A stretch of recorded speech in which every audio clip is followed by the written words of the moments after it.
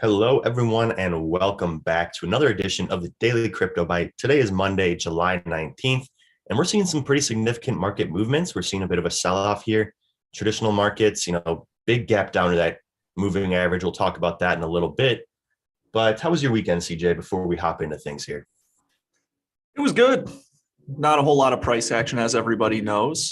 Breaking a little bit of support, though, this morning and yesterday, really making some lower lows, not only in Bitcoin, but also Ethereum. We'll get to that and much more. But Monty, you have a very special announcement today because it is a special day here on the Daily Crypto Byte. That is right, CJ. Today is actually our 100th episode of the Daily Crypto Byte. Hard to believe we've done this 100 times by now. But for those of you who haven't seen it yet, head over to Market Rebellion's Twitter because there is a pinned tweet at the top. We are doing a giveaway here. So as you can see, we're giving away 5 yearly annual subscriptions to our crypto room. So you get access to everything, including, the member webinars, the 24/7 chat, the, what else we got? The education curriculum, pro charting service, everything, all for that annual subscription. And all you have to do to enter is just follow Market Rebellion and tag 3 friends in this tweet. So you can go over to Market Rebellion Twitter, check that out, follow those rules to enter, and we're going to announce the winner today at market close. So you have a few hours left to get in on this. We have looking like about 42 entries so far. So not bad because we will be giving away 5 entries. And yeah, we just wanted to thank you guys for supporting us through 100 episodes. And it's been fun, but we're striving to continue to get better. So good luck with the giveaway. Link will be, in the Twitter profile, as I said. So go check that out. But let's enough of the giveaway, CJ, because there is plenty to talk about today in terms of market price action. Like you said, this weekend didn't get any significant sell-offs or anything like that, which was surprising to a lot of people. I was chatting with some people in the room last night. The market was looking very weak. There wasn't a whole lot of volume, but Bitcoin kind of actually held up over the weekend. That all kind of came to a stop this morning as we're seeing a bit of a correction, CJ. You want to talk about what you're seeing in terms of Bitcoin price action and, what you're kind of expecting to play out this week? Yeah, well, if you could go to the SPX first, Yeah. I would love to show that because I think that's definitely going to influence Bitcoin as it already has. But as you can see from that chart that Monty pulls up, we are just hitting the 20 smooth moving average on the SPX. This has really been a critical level for the SPX all throughout its uptrend ever since the recovery since COVID. And we have had minor corrections in the SPX, and we've typically gone back to this level. But once we find kind of a bullish engulfing candle or a bullish hammer candle near or below that 20 SMMA, it usually rallies to new highs. And so we'll see if we get kind of a more prolonged correction of rather, 5 to 10% in the SPX, or if we actually do see some bullish price action with a candle like that, like we have before, because I think that will play into Bitcoin and kind of the risk on, risk off type of mentality. I think all throughout last week, a lot of people have really been risk off. A lot of investors have been, have had some anxiety kind of preparing for this correction. I think it's been something that has been very commonly shared among Market Rebellion analysts and many in the space. So that's something that we'll definitely be watching for with traditional markets. But in terms of Bitcoin, we highlighted these descending triangles that Bitcoin was in, as well as Ethereum. And we're testing those critical breakout levels of support on those descending triangles, even starting to fall below just barely and make lower lows. I wouldn't call this an absolute breakdown move or capitulation, but we're definitely getting closer to that type of price action with a break below this support level. And so I talked about getting puts on Friday with Bitcoin at a price of about 32,000, 32,500. And so kind of still in those and looking for prices sub 30,000 here if the stock market and kind of collective markets do not rally. But yeah, Monty, what are you seeing?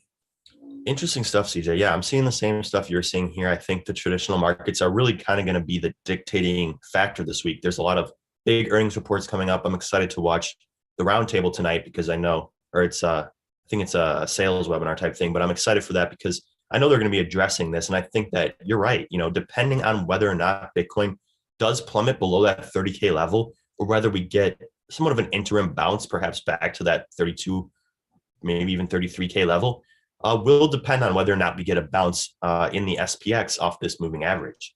But going back to Bitcoin, CJ, I want to just talk about some levels that we might hit if we do continue to sell off in the traditional markets and in turn continue to sell off in Bitcoin. The first one is one that you have marked right here, and that's 28.75. We whipped down to this level once a few weeks ago, and we saw some immense buy pressure come in right when we hit this level. It seems like people had perhaps buy orders set for below 29K to catch any interim dips. So I expect to see some significant buy pressure there again.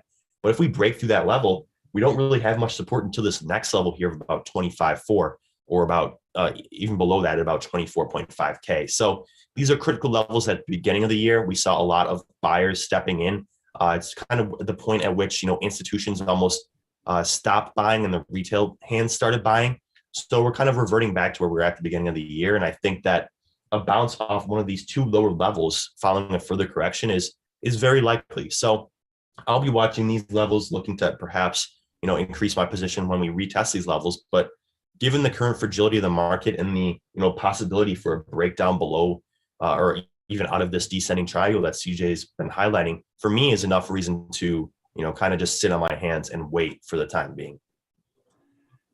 And in many cases, it may look like we have some more time, or that we may even bounce from some of these support levels in the descending triangles. But I think it's worth noting that in many cases, these will actually break down way before they get to the apex of the triangle, sometimes even like 50, 60, or 75% through to that apex, and the bottoms will just drop out automatically. And that's kind of where we are right now. I used the word automatically by accident there. That's not really what I meant, but you kind of get the overall posture of the trend and where things have kind of headed if this S&P does not bounce. Yeah, exactly, CJ. I mean, look at the compression we're seeing just in terms of price. And that's, I wouldn't even have to look at the chart to tell you this. You can kind of feel this price action just over the last few weeks. It's been relatively boring. We've been very hard range bound and somewhat kind of compressing down towards that 30K level. Textbook descending triangle, in my opinion. And yeah, it's looking like it could break down at any minute. So that's what we're seeing for Bitcoin. But CJ, how about ETH? It's looking somewhat similar here, but there are some differences. Anything you could say about ETH that you didn't already say about Bitcoin? Yes, the thing about ETH that's very interesting is that we actually hit a sequential buy 9 off support about a couple days ago. Ever since, we've still kind of gone down. But if you look at some of the other sequential 9s and what we've experienced on that Ethereum chart, we've usually gotten tentative reversals, even if they're just small reaction rallies off of support followed by rejections. So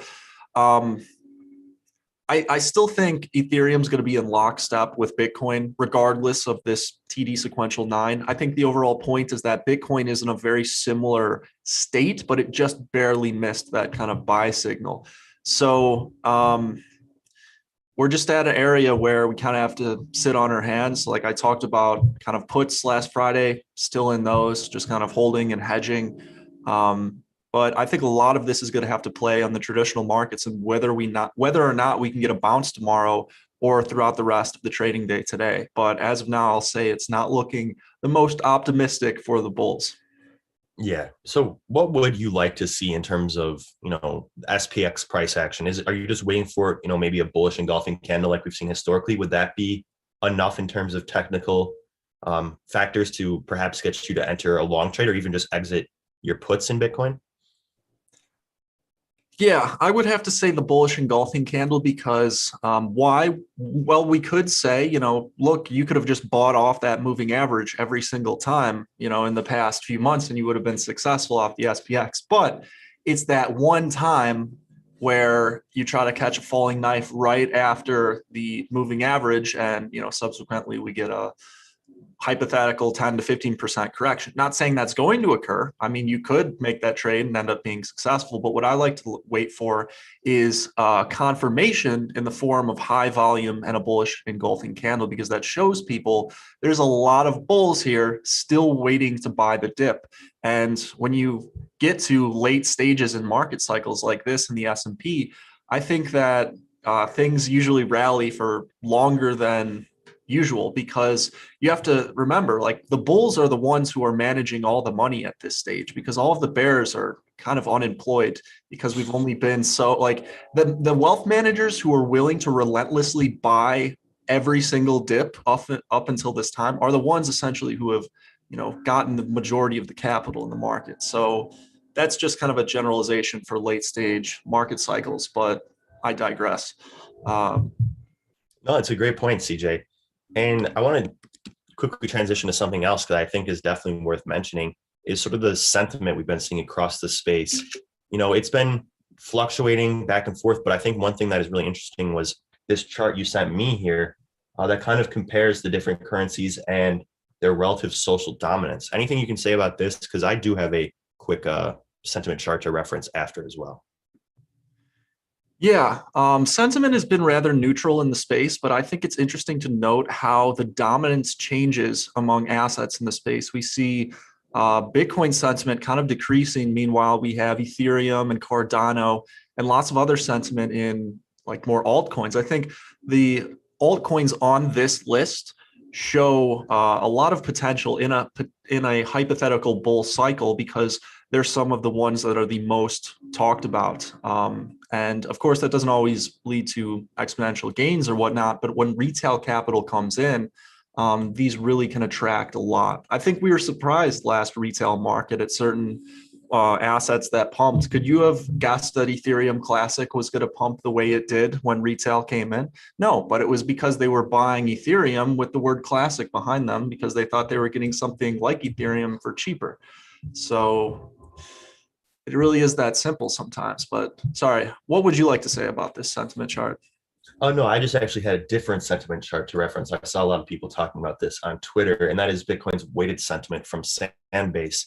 As you can see, it's still very negative, but it is starting to trend up a little bit. I think, people are quick to identify this as a positive trend. We could definitely continue to go downward, especially considering the price action we're seeing this morning.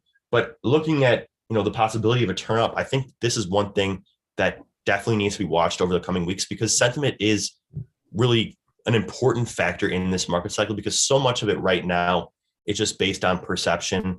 And I think that once the key sentiment itself may not be a leading indicator, but I think that once the sentiment is stronger, there's going to be less reluctancy from institutions to enter into the space. They don't buy into weakness. They wait until the market's moving the direction they want, and then they start making those significant moves. So I think sentiment's going to be an important one to watch going forward. We've hit a point, that's right on par with a lot of the other bottoms that we've hit during other bear cycles as well. So watch out for sentiment, watch for a rebound in sentiment. And, I hope that's true because I would love to feel a lot better about Bitcoin in the coming weeks, but we'll have to see if this trend continues in the positive fashion. Thank you for that. Always interesting to look at the sentiment. And I think you do make a great point kind of about the market collectively and whether people want to really participate or get in. But yeah. Oh, one other thing. Did you see this weekend, did you see in Malaysia, those Bitcoin mining rigs being rolled over by a steamroller? I just saw the headline and the picture, which was kind of comical, but I do not know. Were they confiscated or something of that sort? Yeah. So I guess this company, these employees of this company were setting up these mining rigs at all these factories across the country unknowingly to the company and, racking up thousands of dollars in electricity fees.